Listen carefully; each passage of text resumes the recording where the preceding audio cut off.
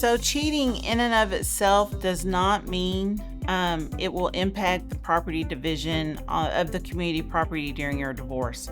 I know that sounds crazy, but the courts have pretty much seen and heard everything that you can imagine that one spouse has done to another during a divorce. And so the courts don't really get shocked to find out that your spouse was cheating on you.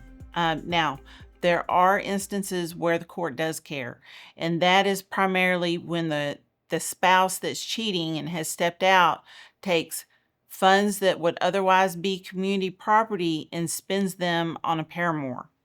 That doesn't work. The court doesn't like that, and it entitles you to an order that would reconstitute the community estate so that you aren't deprived of community assets that were spent on another person.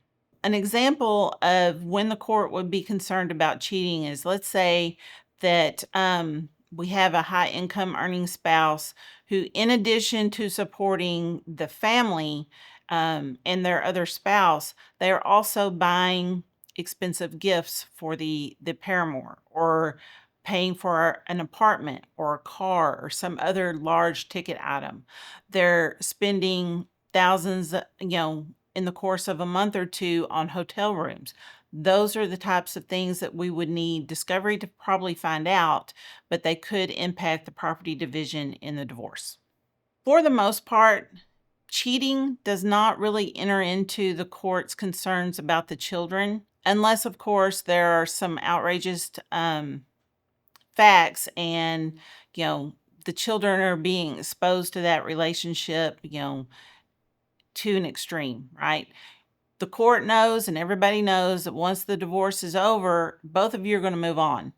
A lot of courts do not like it when you involve, that new love interest with the kids during the divorce. And I think that's because the courts kind of believe, look, the kids are already going through a lot.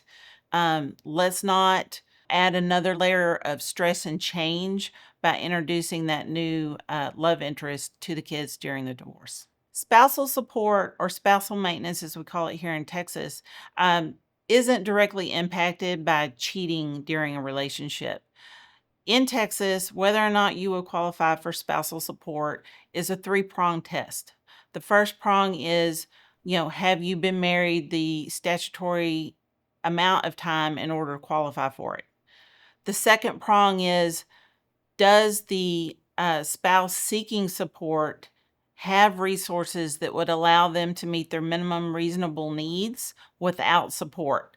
And then the final prong is, does the higher income earning spouse make enough money to meet their minimum reasonable needs, but also contribute to the other spouse's needs? So cheating doesn't directly factor into whether or not there's going to be an award of spousal support. As we've already talked about, the courts don't tie cheating during the relationship directly to the children as far as possession and access goes. It also is true of child support. The courts don't really factor that into whether or not child support is going to be awarded. Here in Texas, child support, if it's asked for, is going to be awarded, and it's a statutory calculation based on directly on the income, the party that's going to be paying child support. So the cheating does not factor into that amount.